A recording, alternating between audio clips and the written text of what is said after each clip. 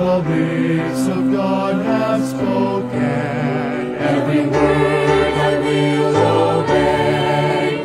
It will stand its stress we give it, for its author is divine. God will give me strength to live it, and to prove it and make it mine.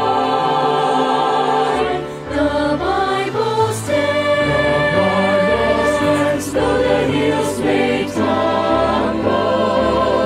The Bible stands, though the earth may shatter and crumble. I will plant my feet on its sure foundation. Though all around is sinking sand, the Bible stands. The Bible stands, though the hills may tumble. The Bible stands, though the earth may shatter and crumble. I will plant my feet on its sure foundation, though all around is.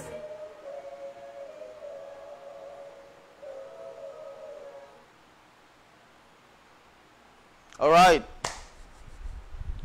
Okay po, so magandang gabi po sa inyong lahat. Again, this is Pastor Jonathan Pascual coming to you live from King James Bible Baptist Church, San Vicente, Tarlac City. At tayo po ay magkakaroon ng Bible study ngayon pong gabi. At bahagi po ng ating pong programa, ang Real KGB Believers, na sa tuwing meron tayong pagkakataon na binibigyan ng Diyos sa atin, ay ating pong itinuturo ang Bible. At tayo po ngayon ay magpapatuloy sa ating pong naging pag-aaral ang nakaraan about the Kingdom of God and the redemptive program of God, no? So, titingnan natin kung ano ang relasyon nitong dalawang ito, ang Kingdom of God at ang redemptive program of God. No, actually, ang team, no, ang pinaka-team ng Bible ay kingdom. So, the whole Bible, ang pinaka-program niya is about the kingdom. Sa Bible po, we have two kingdoms, the kingdom of heaven and the kingdom of God. At mini-mention po ito palagi ng Bible. The kingdom of God is about the spiritual kingdom, and the kingdom of heaven is about the physical kingdom. Alright? So, both ay ang Diyos ang siyang may programa nito, ang Diyos ang siyang mag-install nito, ang Diyos ang siyang magkocontrol nito. At kanyang ina-appoint, no, ang tao na siyang pwedeng maging mag-rule over this kingdom. Okay, so bibigyan po natin ng detalye ito sa ating pag-aaral. At bago po yon ay tayo po muna ay manalangin. Okay, tayo po ay manalangin. Let us pray. Dakilang Diyos na malikha ng langit at lupa, Lord, muli maraming salamat, Panginoon, sa oras po nito, sa opportunity na ipinagkaloob niyo po sa bawat isa, especially, Panginoon, sa aming pong tagapagturo. Panginoon, kami po ngayon ay mag-aaral ng iyo pong mga salita. Patuloy niyo po kaming bigyan, Panginoon, ng wisdom, understanding, at kaunawaan, Panginoon, sa aming pong pag-aaral sa oras po nito. Ganun po, Panginoon, sa aming pong tagapagturo, bigyan niyo po siya, Panginoon, ng wisdom, at nang saging, Panginoon, ay patuloy na may turo niya, Panginoon, ang kanyang nalalaman patungkol sa mga topic po nito. Kaunawaan po ito, Panginoon, ng aming po mga tagapakinig. Maraming salamat, Panginoon. Guide us in our study. In Jesus' name I pray. Amen. Amen. Nadanapan mo ko ng stick. Okay, so let's start with Genesis 1:1 po, no? Sabi ng Bible, in the beginning, God is spiritual, all right? In the beginning, God created the heaven, physical, no, and the earth. So you have the spiritual kingdom and of course, the physical kingdom. So yung pinaka-headquarter ng both kingdoms, okay, ay walang iba kundi ang ang earth. Okay?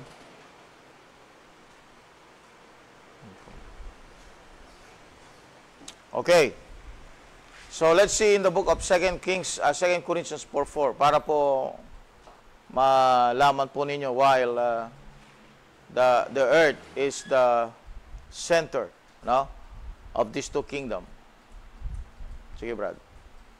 2 Corinthians 4 verse number 4, in whom the God of this world hath blinded the minds of them which believe not, lest the light of the glorious gospel of Christ, who is the image of God, should shine unto them. Alright, see that? Yung small g po doon, that is Lucifer. Siyang God of this world. Saan ang kanyang center of activity? Saan po ang kanyang center of activity? Sa earth. Okay? And ano yung activity niya? Spiritual. Alright? So, bakit po spiritual? Bakit earth? Because kung makita po natin sa Ezekiel chapter 28, Lucifer was an anointed cherub. Alright? Ezekiel chapter 28. Yung pag-anoint sa kanya bilang Kristo, yun ang kasing ibig sabihin ng anointed, Kristo, is to rule the kingdom of heaven, kingdom of God, nung wala pa si Adam. Okay? So, siya yung first appointee ng Diyos to rule the kingdom of God and kingdom of heaven. Kaya nga makita ninyo na yung unang Kristo ay si Lucifer. Is the anointed. No? At you go to Revelation, please. Revelation chapter 11. I'm going to show you something there. And then Luke chapter 2. Okay, so ito tayo sa Revelation chapter number 11. Alright, Revelation 11.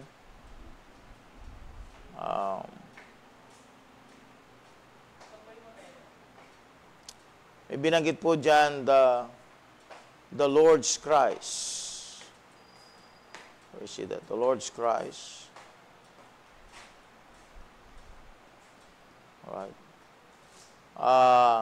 Tignan po natin sa verse number 15. No? Verse number 15. And the seventh angel sounded, and there were great voices in heaven saying, the kingdoms of this world are become the kingdoms of our Lord, and of what? Of what? His Christ.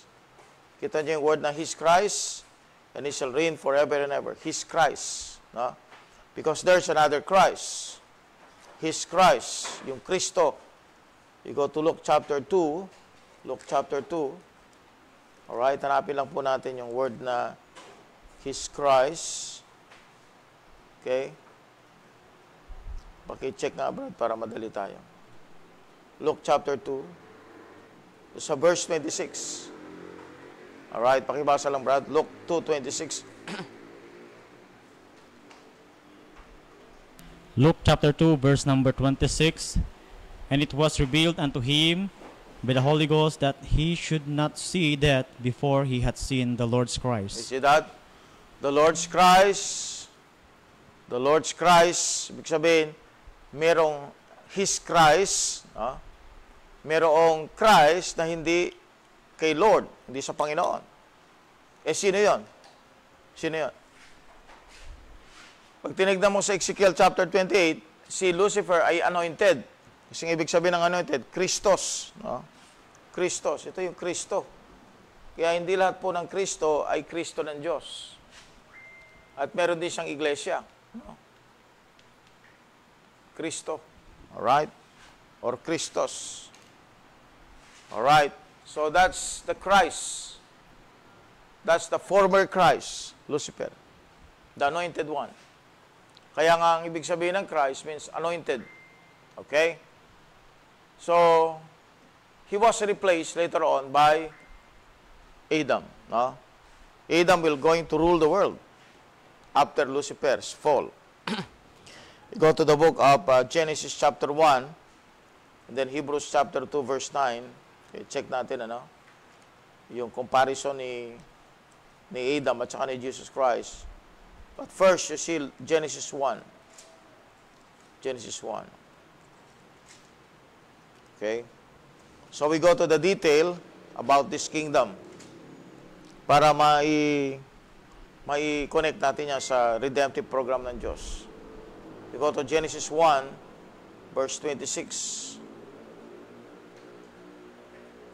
Genesis 1, verse number 26, the Bible says, "And God said, Let us make man in our image, after our likeness, and let them have dominion over the fish of the sea, and over the fowls of the air, and over the cattle, and over all the earth, and over every creeping thing that creepeth upon the earth." Alright, sino daw yung may dominion? Si Adam, right?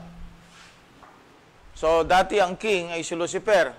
Now, the dominion was placed upon Adam's shoulder. You go to Hebrews chapter 2, verse number 9. Hebrews 2, verse number 9, "But we see Jesus, who was made a little lower than the angels." Verse number 6, 7, and 8. Hebrews chapter number 6, verse 7 to 8. Hebrews 2, 6 to 8. "But one in our certain place testified, saying, What is man, that thou art mindful of him, or the Son of Man, that thou visitest him? Thou madest him a little lower than the angels. Thou crownest him with the glory and honor, and didst set him over the work of the hands." Verse number 9. Verse 8. Verse 8. "Thou hast put all things in subjection under his feet, for in that he put all in subjection under him, he left nothing that is not put under him, but now we see not yet all things put under him." Okay, ang pinag-uusapan dyan, yung man, no? At sino yung man na yon? That is Adam. Alright? So, kung merong two kingdoms ang Diyos, which is the spiritual and the physical, ang una niyang inapoint dyan ay si Lucifer. He was replaced by Adam. Kaya galit na galit si Lucifer sa tao, no? Kaya nga gusto niyang patayin ng tao, no? Bakit? Because the anointed cherub was replaced by a simple dust. Malaking kahiyan sa kanya yun, no? At nilagay ng Diyos ang crown kay Adam. Kaya nga tignan niyo po yung nasa puso ni Lucifer. We go to John 10, verse 10, Brad.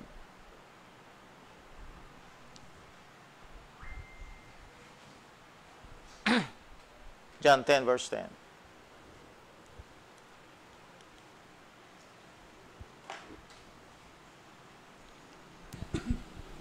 John 10, verse number 10. "The thief cometh not, but for to steal and to kill and to destroy. I am come that they might have life, and that they may have it more abundantly." Sino yung thief na yan? That's the devil, right? You go to John 8:44. John 8:44. John 8, verse number 44, the Bible says, "Ye are of your father the devil, and the lust of your father ye will do. He was a murderer from the beginning, and abode not in the truth, because there is no truth in him. When he speaketh a lie, he speaketh of his own, for he is a liar and the father of it." All right. See, the devil wants to destroy the human race. Anong reason? Because he was angry. He was angry with Adam because he was replaced by Adam. All right? Okay, so the king of both kingdoms is Adam. So una yung physical earth, binigay sa kanya in subjection. Later on, if he will manage that properly, if he's going to manage that properly, up to the time na ikokontrol na rin niya yung spiritual beings. Kaya nga, makita nyo sa Luke chapter 3, sinabi ng Bible dito na si Adam was the son of God. Alright? Okay, yung last verse ng Luke chapter 3. Kita mo yung Brad? Ha? Yeah. Luke chapter 3, verse number 38, "Which was the son of Enos, which was the son of Seth, which was the son of Adam, which was the son of God. See that? Which was the Son of God. Sino yun? That's Adam. He ruled the kingdom of heaven, kingdom of God. Pero, hindi nagtuloy, no? Because Adam sinned. Kasala si Adam. Alright, he fell. So, na-subject siya ngayon, spiritually, kay Lucifer. Alright? Okay? So, ang God of this world, which is Lucifer, tries to control the entire world. Sincere from Adam. So, binigyan ng chance si Noah because the whole world was destroyed. Alright? The entire human race was destroyed. So, yung word na replenish the earth, na binanggit kay Adam, binanggit uli kay Noah. And Noah will become the king because siya yung unang-una, no? Na patriarch na maglilid sa natira na lang, no? After the flood. Okay? So, nung nagkasala ang tao, after Noah, of course, makita natin sa Genesis 10 and 11, nakita natin yung wickedness, no? After the flood, nagtuloy yung wickedness. So, ang ginawa ng Diyos, God took another man para mag-rule dito sa kingdom of heaven. Alright? Hindi na pwede ang tao mag-rule sa kingdom of God. Bakit? Because man is what? A sinner. Dati, both kingdoms. Pero si Adam, he was the son of God. Pero lahat po ng tao galing kay Adam, after the fall, they have the image of Adam, not the image of God. Kaya mangyari, lahat ng tao dito ay makasalanan. Alright? So, they cannot rule the kingdom of God because they are what? Sinners. So, binigay kay Abraham ang promise. No? Tanda natin itong promise na ito. No? Itong promise na ito ay unconditional. Unconditional. Kaya makita ninyo, from Abraham, dito na nagsimula na lumabas si Jesus. Dito na nagsimula si Jesus Christ because the promise ng Diyos yan, so hindi mapuputol yan, no? Unconditional. Pero binigyan po ulit ng pagkakataon ang mundo para magkaroon ng chance para sa kingdom of God. Alright? Kingdom of God. Spiritual. Panahon ni Moses. Basahin mo, Brad, Exodus 19:16.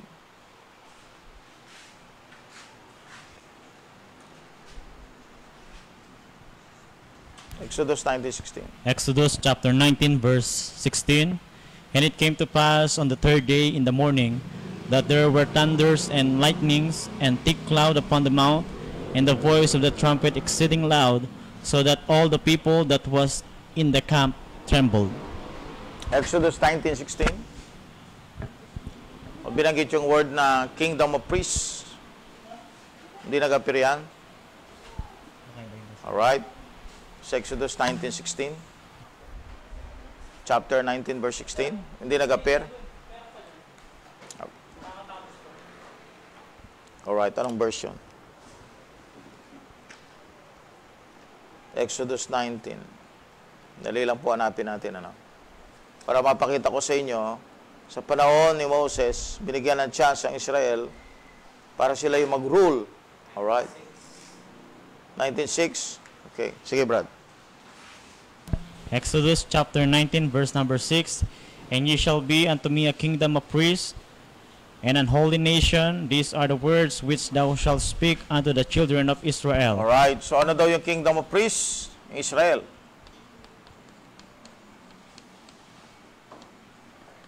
So saan connected yung kingdom of priests? Saan connected? Connected siya sa kingdom of God. Okay? So, during this time, conditional nga lang ito, no? Dito, unconditional. Kaya itong promise ng Diyos na ito, kay Abraham, nag-stay yan itong Abrahamic covenant, up to the end. Pero sa time ni Moses, this is another period, binigyan ng chance ang Israel para mag-rule sa kingdom of God. Alright? Binigyan din ng Israel ang chance para mag-rule sa kingdom of heaven. Kaya may mga kings sila, kings. Kita niyo, may mga kings sila. Alright? So what happened to Israel? Nagtagumpay ba sila? O katulad sila ni Noah at saka ni Adam? Hindi sila nagtagumpay. So nag-end ang law, ang Israel, I mean, na wala na silang law. Nag-end sila na curse. So ang Israel was ended as a cursed nation. They were cursed. Kaya yung last word sa Malakay is curse.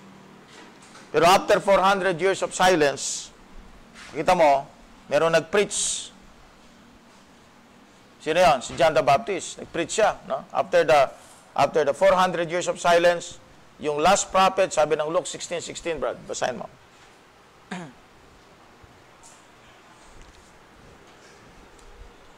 Luke 16, verse number 16, the law and the prophets were until John. Since that time, the kingdom of God is preached, and every man presseth into it. So that's the Old Testament, right? The law and the prophets. So yung pinaka-prophet, yung last prophet, preach what? Anong preach niya? As a prophet, yung pagdating ng kingdom. Matthew chapter 3. Kaya nga, sabi niya, repent for the kingdom of heaven is at hand. He is now preaching something that will come. Okay? Alright, balik tayo dito. Nawala yung kingdom sa panahon na ito. Nawala yung kingdom sa panahon na ito. Physical and spiritual. Nawala yung kingdom sa panahon na ito because conditional ang offer ng Diyos sa kingdom because of the law. So they broke the law. So what happened? Both kingdoms were gone, no? Nawala. Wala yung kingdom sa lupa. Walang kingdom of God, walang kingdom of heaven. Alright. So nung dumating si Christ, both kingdom nasa kanya. Siya yung rightful king. Actually, siya yung magtutupad dito sa Abrahamic covenant, si Christ. And John the Baptist heralds the coming Christ, no? Alright. Kaya nga sinabi niya, the kingdom of heaven is at hand. And when Jesus Christ preached, no? You go to Mark chapter 1. Mark chapter 1. Go to Mark chapter 1.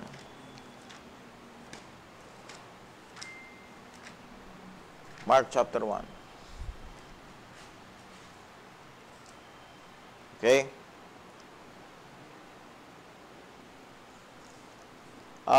You go to verse number 14. Mark chapter 1, verse number 14. Now after that John was put in prison, Jesus came into Galilee, preaching the gospel of the kingdom of God. Yeah, see that? Kaya yung mga apostles, ang concentration ng kanilang preaching ay yung preaching ni Jesus Christ na kingdom of heaven and kingdom of God. Kasi pareho sila that they preach both kingdom, no?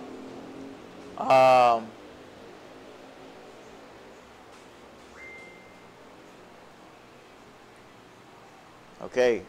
So, Jesus Christ preached the kingdom of heaven as well as the physical one, no? Kingdom of God, I mean, which is the physical one, and then the kingdom of heaven. Alright, you go to Matthew 4, verse 12 to 17. So, nung dumating si Christ, ilang kingdom yung in-offer dito? Ha? Kingdom of God and kingdom of heaven. Yan. Sige ba, pakibasa. Yeah. Matthew 4, chapter 4, verse 12 to 17, the Bible says, Now when Jesus had heard that John was cast into prison, he departed into Galilee, and leaving Nazareth, he came and dwelt in Capernaum, which is upon the sea coast, in the borders of Zabulon and Naphtali, that it might be fulfilled which was spoken by Isaiah the prophet, saying, the land of Zabulon and the land of Naphtali, by the way of the sea beyond Jordan, Galilee of the Gentiles. Verse number 16, the people which sat in darkness saw great light, and to them which sat in the garden, in the region and shadow of death, light is sprung up.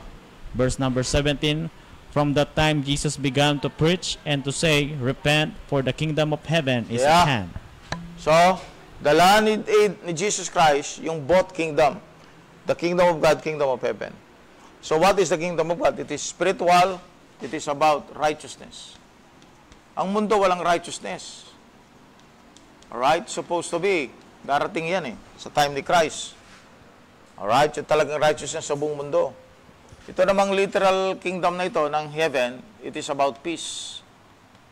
Kaya nga ang pinaka-typology ni Christ sa Genesis, Book of Genesis, ay si Melchizedek. He is the king of Salem, peace. Alright? He is also the king of righteousness. High priest siya. Alright? So makita ninyo na dala ni Jesus Christ yung both kingdom, kingdom of God, kingdom of heaven. But what happened is that they rejected the king. They rejected the king. Alright? They rejected the king. So this is the time na nireject nila yung king noong si Kristo ay pinako sa krus. Because in the Bible, ang pinagpili sila nung sino ba yung magiging king nila, no? Punta tayo sa Matthew. Go to the book of Matthew. I think that's in verse. Sinabi ng mga Hudyo na we have no king but Caesar. We have no king but Caesar, sabi nila.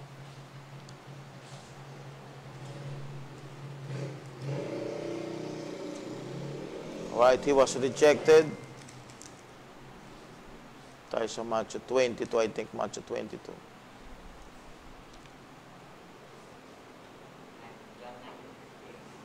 Ha? John 19. Wala sa Matthew yan.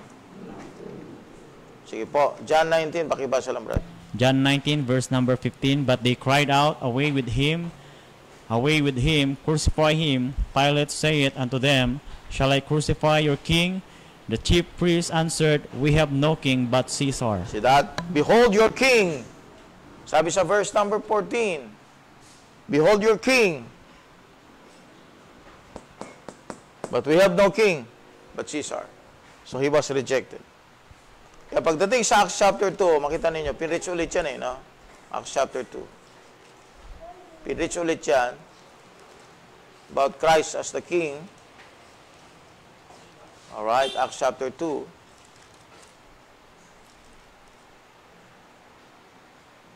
Takabrad sa 36. Acts chapter 2, verse number 36, therefore let all the house of Israel know assuredly that God hath made the same Jesus whom ye have crucified, both Lord and Christ. Yan. So that's it. That's the start. Okay? Ito na ngayong simula, okay, ng redemptive program. Since the Jews rejected Christ, so ano nangyari? Na-postpone yung kingdom, so kailan pa mangyayari yon, no? Sabi ni Matthew dito sa Matthew 6:10, thy kingdom come. Kailan yung thy kingdom come? Dito yun. Alright, dito yung panahon na yun. Yung millennium. Alright, supposed to be darating yung kingdom ng Diyos dito sa lupa, ng panahon ni Kristo. Kaya nga ang preaching niya sa Matthew 10, ng mga apostol, is about the kingdom, right? Wala silang pakialam sa church actually. Ang church, ano na siya? Propose siya. Propose. Pero dito, ang talagang plano ng Diyos is kingdom. Kaya ang gospel dito, the gospel here, is the gospel of what? It is the gospel of the king. It is about the kingdom. Alright? It's about the kingdom. So yung gospel dito, is what? About the kingdom. Yan ang gospel dyan. So, wala pa silang dyan, wala silang idea tungkol sa church. So, hindi sila nagbabaptize ng converts para sa church. Ha? Kung meron kayong makita doon sa Bible na church, no? Na binanggit sa Matthew, ito ay Jewish church. It's not a New Testament church. Kasi nga, ang pinaka-program dito, sa time ng ni Christ, yung 3.5 years of the ministry, hindi church. Ano yung Brad? Kingdom. Alright? Kaya lang ang tanong, Pastor, bakit sinabi niyang, I will build my church? That's a propose. Propose. Alright? Kung ito i-apply natin sa New Testament, propose yun for the future. Pero ang talagang plano nila is set up yung kingdom. Kasi nga siya yung king eh. Hindi siya magbibuild ng church para sa Israel. Magbibuild siya ng kingdom. Eh bakit may church, Pastor? No? Dual kasi. No? Dual kasi. Makita natin na ang pagdating ni Christ, alright, meron siyang dual purpose. Hindi lang para sa kingdom. Kundi, malalaman na lang natin yan later on na yung pagdating ni Christ, hindi lang siya para sa Israel, hindi lang siya para mag-set ng millennial kingdom, kundi balak niya na sa pamagitan ng kanyang kamatayan ay ligtas din ng mga hentil. That's his second plan. Kaya nga binabanggit niya yung church. Diba? Binanggit sa Matthew 16:18. Upon this rock I will build my church, sabi niya kay Peter, and the gates of hell shall not prevail against it. Actually, kung makikita mo yung church na yon, alright, meron siyang hidden meaning yung church na yun Ang church sa Bible, kung makita natin, binanggit siya as a Jewish church. Nung wala pa si Kristo, hindi pa namamatay si Kristo sa cross. Jewish church. Okay? Kaya nga yung first application ng Matthew 16:18, yun ay isang Jewish church na aalis sa hell. Okay? Aalis sa hell. Jewish church yun. Yun yung mga namatay ng mga Old Testament saints na nasa hell. Aalis sila doon. Aalis sila doon sa hell. Okay? Now, second application, doon sa Matthew 16:18, sapagkat nga, yung kanyang pagdating, hindi lang siya para maging king, maging savior. So, yun nga ang nangyari. When he was rejected by the Jews, pumunta ang Panginoon sa isa pa niyang plano. Ano yun? To save the Gentiles. Pero dito, hindi pa ito yung main program. Ang main program, kingdom. In case the Jew will receive Christ, then he's going to set up the kingdom. The kingdom of God, kingdom of heaven. Now, ano ang plano niya sa Hudyo? Para sila yung magiging, kumbaga sa kan, sila yung magiging top gun, top nation. Sapagkat since the beginning, ang mga Gentiles, ang siyang nagro-rule, di ba? Kailan nag-start yun? Nag-start ang ruling ng mga Gentiles. Alright? Nung panahon ni Babylon, right? O yan. Hanggang sa mga Romans. Okay? Hanggang sa mga Romans. So, since nireject si Christ, na-extend ito hanggang sa ating panahon. So, ang may rule ngayon sa mga nations ay hindi na yung Diyos. Okay? Hindi na yung Diyos. Sino na? Si Satan. 2 Corinthians 4:4. No? Punta kayo sa Matthew 4, Brad. Kung ano yung ino-offer ni Satan kay Jesus Christ. Matthew 4. Sige. Basahin mo lang verse number 4 down to, I think 7. Ano yan? Kaya diretso na lang tayo. Huwag na tayong pupunta doon sa ibang verse. Okay. Matthew 4.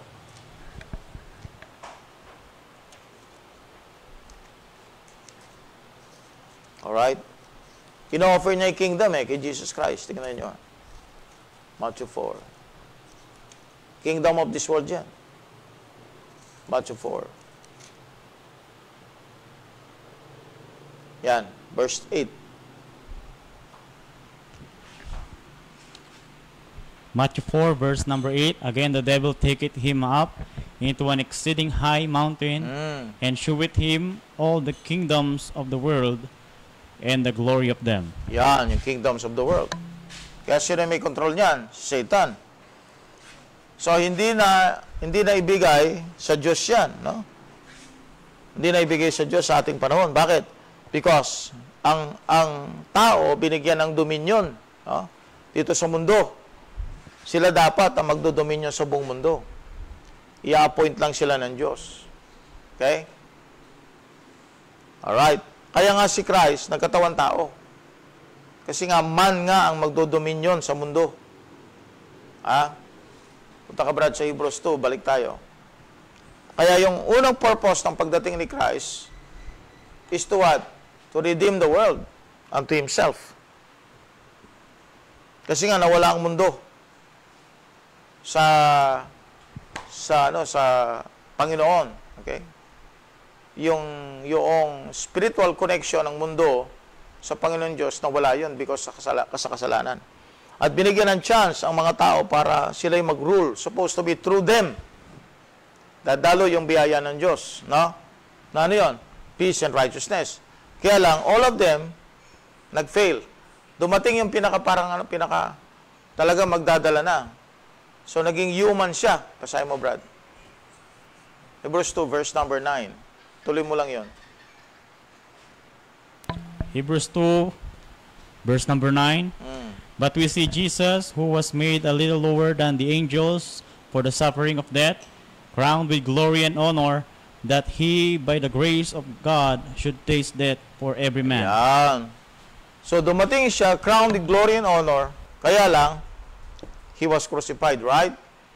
So, pumasok na ngayon yung redemptive program. From here, from this time, pumasok na ngayon yung redemptive program ng Diyos. At diniscuss natin ito nakaraan, di ba? Maliwanag ba, Brad, itong sulat ko? Kikita nila? Alright. So, dito na ngayon pumasok yung redemptive program.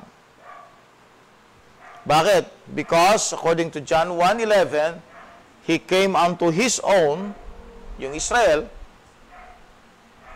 Alright, yun ang unang program ng Diyos, Kingdom of Heaven, Kingdom of God, the Gospel of the Kingdom. But He was rejected. He came unto His own, and His own, what? Receive Him not. Yung binanggit natin kanina, behold your King, but we have no King but Caesar. So He was rejected King. So the kingdom was rejected. Actually po, kung babasa natin yung Bible sa Acts chapter 7, in-extend pa ng Diyos ang offer sa Israel. Pero ganun din.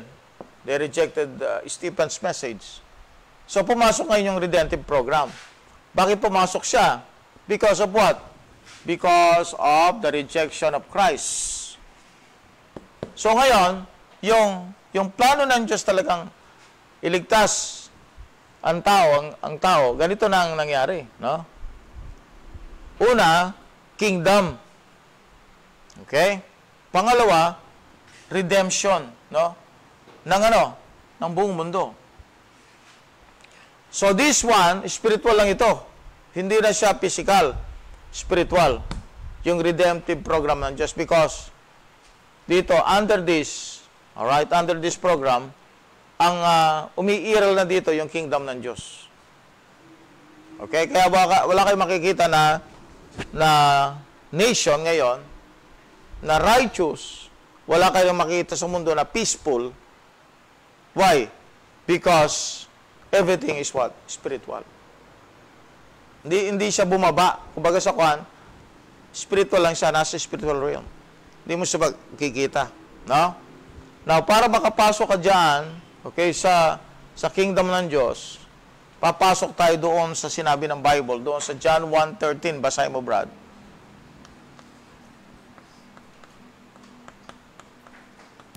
John 1, verse number 13, which were born not of blood, nor of the will of the flesh, nor of the will of man, but of God. Yan, papasok tayo sa tinatawag na new birth. Okay? New birth. So, sa gospel program, new birth. Okay. Sa gospel program, under redemptive program, ang pinipreach dito, the gospel of the grace of God, no? lahat dito maliligtas. Ha? Lahat dito maliligtas. Okay, sa pamagitan ng pananampalataya kay Kristo, no? Lahat mayroong possibility, lahat sila, lahat ng tao may chance na maligtas, lahat, okay? Pero hindi lahat masisave, of course, alam natin kasi may rejection, no? Pero lahat pwedeng maligtas, no? At ang kaligtasan na gagawin ng Diyos dito is through what? New birth. Kaya nga nag-shed siya ng blood, alright? Ang purpose niya pag-shed ng blood ay para sa pagpapatawad niya sa tao ng kasalanan. Isaiah chapter 53. Brad, tignan mo nga. Pakita niyo yung imputation, nandyan na eh. In-impute sa kanya yung kasalanan. I think verse 6 to 8, basahin mo. Isaiah 53. Isaiah 53, verse 6 to 8, the Bible says, "All we like sheep have gone astray, we have turned every one to his own way, and the Lord hath laid on him iniquity of us all." Okay na yun. Alright? So, dito, makita natin, yung sin ng Diyos, ay yung sin ng tao, na ibigay kay Kristo. No? Na-impute sa Kanya. Kaya nga, He knew no sin. He became sin for us who knew no sin. Okay. So, para makapasok ang tao sa kaligtasan, anong need? John chapter 3, verse 3 to 5. Anong need? Chapter 3, verses 3 to 5, the Bible says, "Jesus answered and said unto him, Verily, verily, I say unto thee, except a man be born again, he cannot see the kingdom of God. Nicodemus said unto him, How can a man be born when he is old? Can he enter the second time into his mother's womb and be born?" Yeah. Verse number 5, Jesus answered, Verily, verily, I say unto thee, except a man be born of water and of the Spirit, he cannot enter into the kingdom of God. See that? New birth. Bakit kailangan ng new birth? Okay? Kasi nga, dito talagang spiritual kingdom na ito eh. Ang purpose, para maging anak tayo ng Diyos, Son of God. Kaya nga John 1:12, di ba? Ang new birth, magiging anak ka ng Diyos. Bakit Son of God? Naalala niyo si Adam? Adam was the Son of God. Right? Bakit? Kasama siya sa Kingdom of God eh. Pero nawala yon because of sin. Anong dinala nilang image? Image of Adam, not image of God. Pero si Christ, na nagdudwell sa tao through the Holy Spirit, okay, ay binigay sa atin yung image of God. Kaya nga tayo anak ng Diyos. At ang ating predestination is to be conformed to the image of His dear Son. So maliwanag na lahat ng taong ligtas dito ay nabuborn again because God will make them Son of God. Bakit? Because ang program ng Diyos, under redemptive program, ay yung Kingdom of God. Alright? Romans 14:17. Tingnan niyo po na ito ay pinangangaral ni Pablo. Romans 14, verse number 17, "For the kingdom of God is not meat and drink, but righteousness and peace and joy in the Holy Ghost." Oh, edi pinangangaral ni Pablo yan, no? Check natin yung ito yung mga nag-appear yung word na Kingdom of God. You go to verse 31 of Acts 28. Acts 28.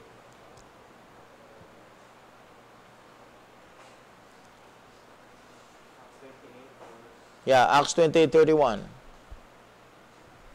Acts 28, verse number 31, "Preaching the kingdom of God, and teaching those things which concern the Lord Jesus Christ, with all confidence, no man forbidding him." Yan.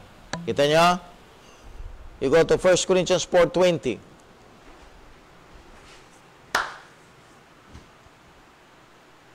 Corinthians 4, verse number 20, "For the kingdom of God is not in word, but in power." Yan. Yung word of power, importante yung power na yan, no?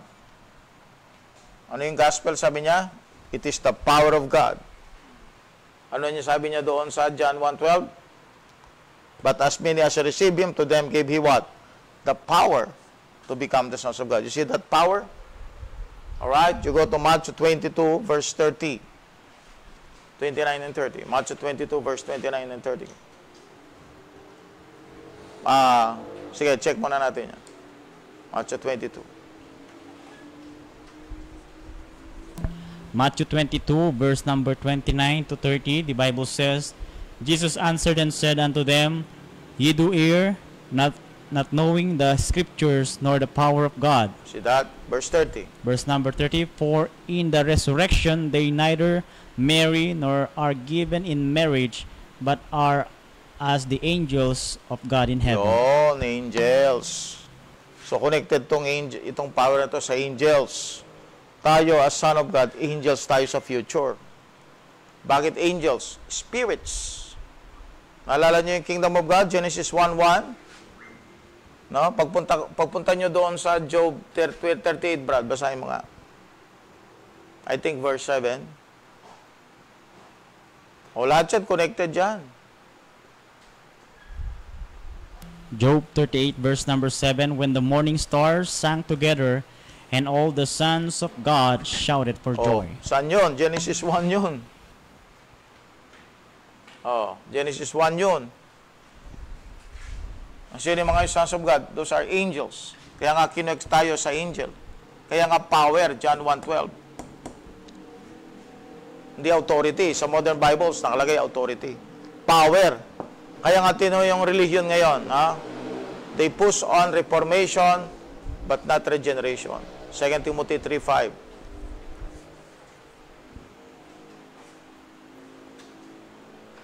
2 Timothy 3, verse number 5, Having a form of godliness, but denying the power thereof, from such turn away. Yun talagang conversion. Ang conversion may power. Ang religion, wala. Ang transformation, ang reformation, wala. Pero yung salvation, yung totoong salvation, may power. Ano ba yung power na yon? Taka sa Colossians 1:13.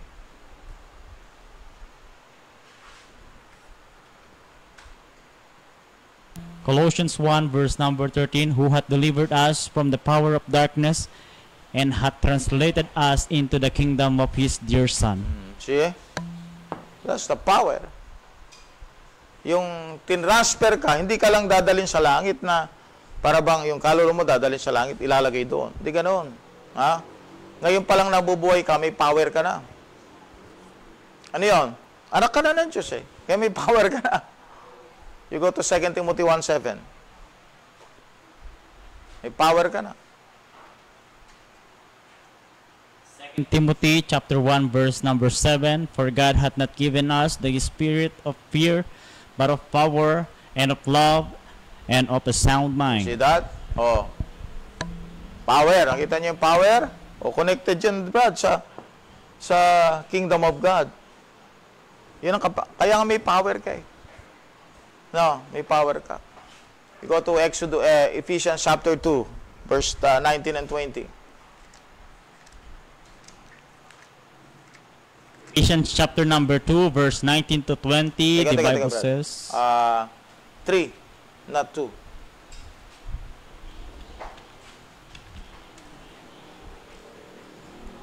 Ephesians chapter 3, verse 19 to 20. Okay.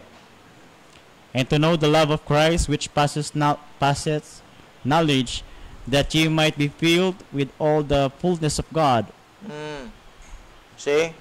Now unto Him that is able to do exceeding abundantly above all that we ask or think, according to the power that worketh in us. Pira, no?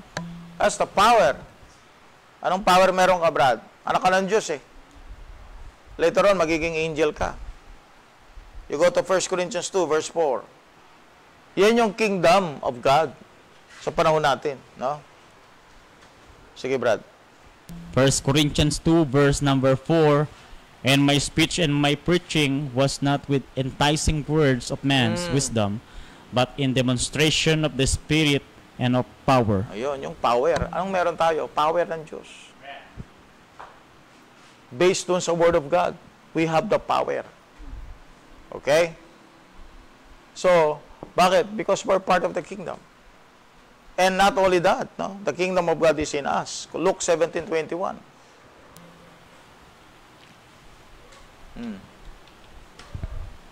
Luke 17 verse number 21, neither shall they say, Lo here, or Lo there, for behold, the kingdom of God is within you. There you go. Kaya mangyayari niyan, alright? Okay, dito tayo pa lang, spiritual pa lang to ha. Pero pagdating ng panahon, okay, makita nyo talaga yung kapangyarihan na yan, magiging ano siya, mag-a-appear siya. You will see the power.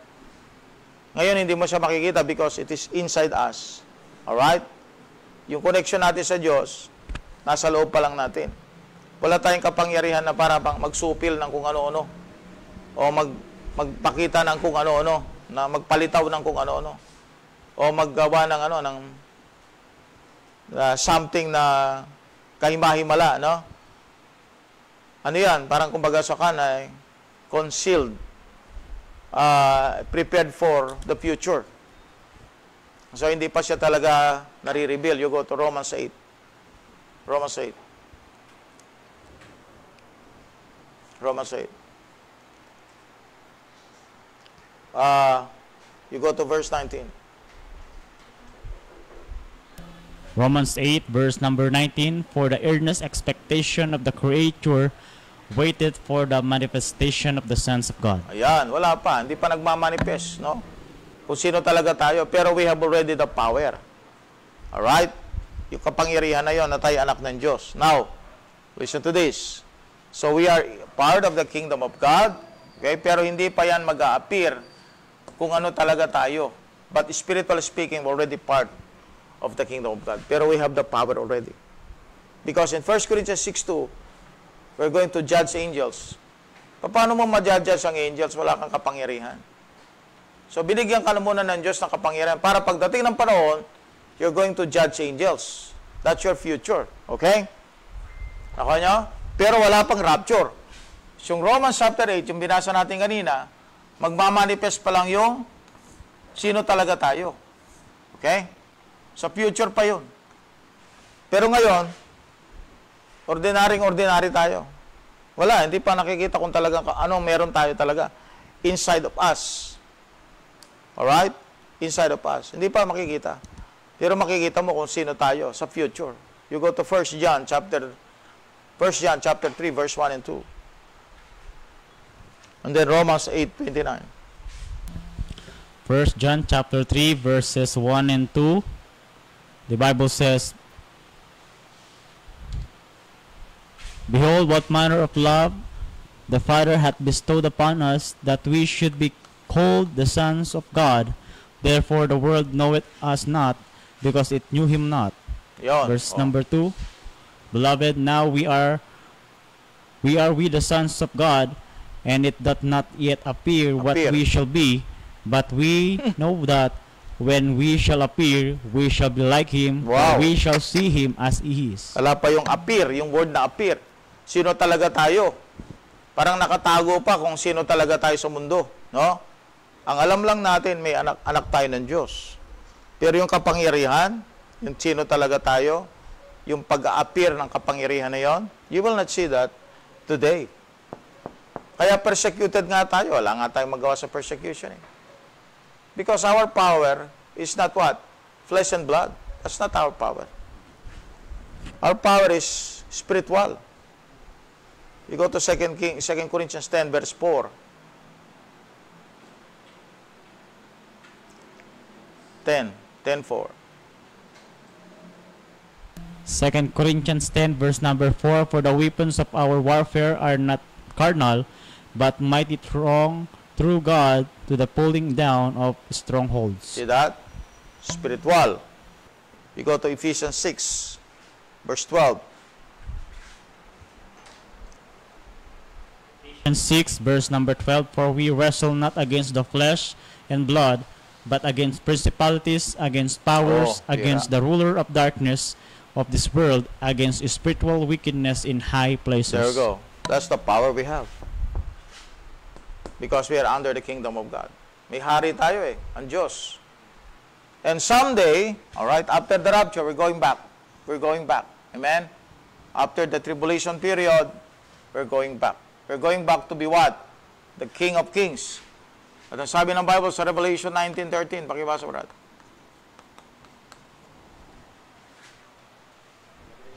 Before you reach 13, basahin mo muna doon sa verse 10.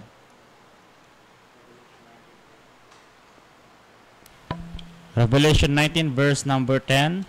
The Bible says, "And I fell at his feet to worship him, and he said unto me, See thou do it not." Revelation 19:13, 19:10. 19:10. 19, Revelation 19. Sige, brad, basahin mo. Revelation 19:10, "And I fell at his feet to worship him, and he said unto me, See thou do it not. I am thy fellow servant of thy brethren that have the testimony of Jesus, worshiping God." You go to verse 11, brad, 11. Verse number 11.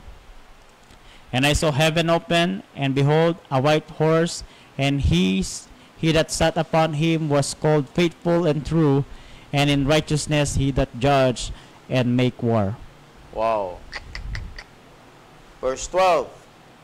Verse number 12, "His eyes were as a flame of fire, and on his head were many crowns, and he had a name written that no man knew but he himself." That's Jesus Christ, okay? Verse 13. Verse 13, "And he was clothed with a vesture deep in blood, and his name is called the Word of God." Okay, now listen. Verse 14. Sino kasama niya? Sino kasama ng Word of God? Sino yung kasama ni Kristo? Come on. Verse number 14, "And the armies which were in heaven followed him upon white horses, clothed in fine linen, white and clean."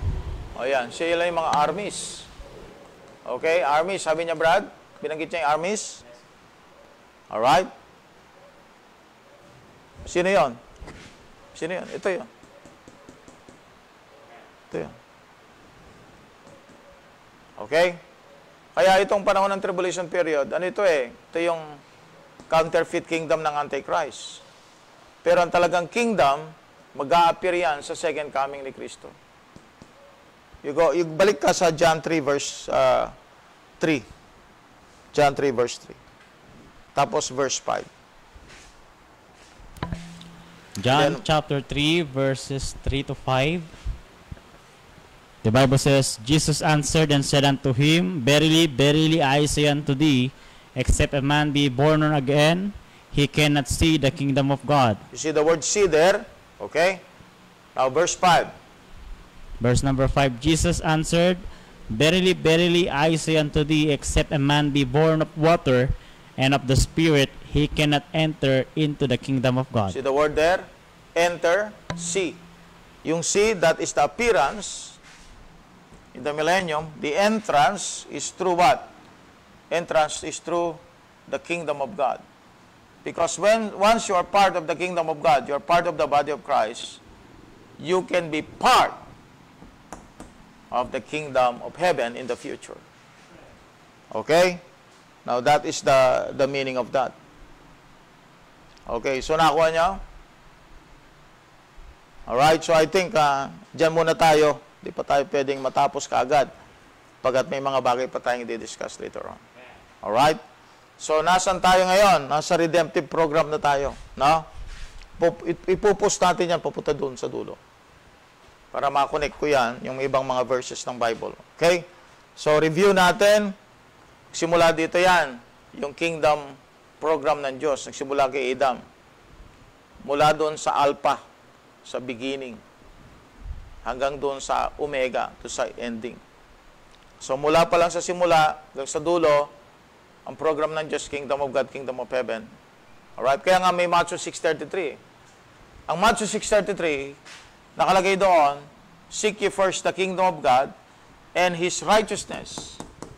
And all these things," ito yung things, all these things, ito yung all these things. All these things. Ito yung all these things. Shall be added unto you. All these things. Yung all these things, dyan na pupunta yan. All these things shall be added unto you. Alright? So, hindi pa natin matatapos lahat. Okay? So, ituloy lang po natin yan. Itong difference ng redemptive program at saka ng kingdom program. Alright? Importante po kasi maintindihan natin yan para sa ganon, makita natin right division din yan eh. No? Hindi, wala pa dito yung redemptive program ng Diyos. Nakapasok lang yan because they rejected the king. Alright? Makita natin yan pagka diniscuss natin Romans 11. Alright? So marami po tayong kakalkalin sa Bible. Okay. Sige po. At shout out pa tayo. Sige. Amen. So, shoutout po tayo sa lahat po ng mga nakinig at sumubaybay sa ating po programa sa gabi po na ito. Hindi mo ako ng candy. Shoutout po kay Mitch Amaranto, kay Brother Mitoy Mitay, Jordan candy. Tabugol, Ma'am. Sister Mercy Torrio Montierde, Ramon Candelaria, Geran de la Peña Vitor, Mario Agtoto, shoutout po kay Maribel Azania, JD Seminiano Velasco, Prince Habonite, Ashley May Drese Gregorio, Wilson Lar Longakit, Ronaldin Bukad Pascua, Yensha, Micaela Runas, Tiro Exteraki, Sister Eliza Medallion, JR Guanson, Sister Jennifer Pascual, Sister Lubela Daulo Patungan, si Abby, Sister Kalyana Rose Gonzales Nicolas, Brother Daniel Ray Guloy, Brother Francis Herrera, Sister Jam, Sister Lot Chebironyo, Rika Paklibar Sumagaysay, Jocelyn Nasam, Pastor Nolan Maroto, Sister Gemma de Guzman Ermitaño, Pastor Wise Abeto, Sister Lenlen, Brother Luis Antonio Stia, Sister Jaisel Pascual. Shoutout po sa lahat po ng mga nag-like, comments. Big Boss John, Geraldine Loredo, Seth Danieles, Gianna Ibe, Ilen Rabano, Torio, Sansuy, Billy James Mariano, Emperior Troas, JMD Joy del Pilar, Flor Maiku, Ginko Pastor Jason, Rosalyn Gawi Ann, Sister Jennifer Salibad, Brother Thomas Jared Cruz, Brother Francis Vicente, Sister Rizalina Herrera, Sister Meneses, and Brother Noy Fernando. At ganoon din po sa lahat po ng mga nag-comment sa ating pong comment section. Shout out po sa inyo pong lahat. Amen, amen. Praise the Lord. Okay. Amen. So tayo po ngayon ay manalangin na sa ating pong pagwawakas. Dakilang Diyos na malikha ng langit at lupa, Lord, muli maraming salamat, Panginoon, sa patuloy, O God, na pag-iingat niyo po sa amin pong pag-aaral. Patuloy, O God, na bigyan niyo po kami, Panginoon, ng katalinuhan every time na kami po ay nag-aaral ng inyo pong mga salita. Patuloy, O God, sa mga susunod pa po namin na pag-aaral, gabayan niyo po ang bawat isa, gayon din po ang aming po mga tagapakinig, Panginoon. Patuloy niyo po silang bigyan ng wisdom and understanding, Panginoon. Patuloy, O God, sa aming pong tagapagturo, bigyan niyo po siya ng kalakasang pisikal, ng sa gayon, Panginoon, siya po inyo pong magamit pa, Panginoon, hanggang sa inyo pong pagbabalik. Maraming salamat po, Panginoon. Ito pong aking dalangin. In Jesus' name I pray. Amen. Amen, amen. Okay, please like, share, and follow our Facebook page. Gayon na din po sa ating YouTube channel. Paki-subscribe na kung hindi pa po kayo nakapag-subscribe. Nang sa gayon kayo po ay maging updated sa lahat po ng ating mga latest videos. Okay, once again, good morning, good afternoon, and good evening. Real KGB Believers now signing off. Hindi natin nasindi yung ilaw dyan.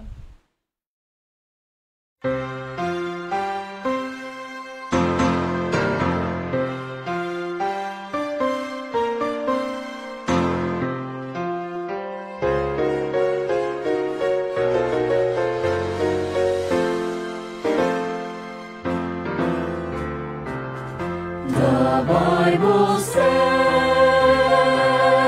though the hills may tumble, the Bible says, though the earth may shatter and crumble, I will plant my feet on its sure foundation, though all around is sinking sand, the Bible says.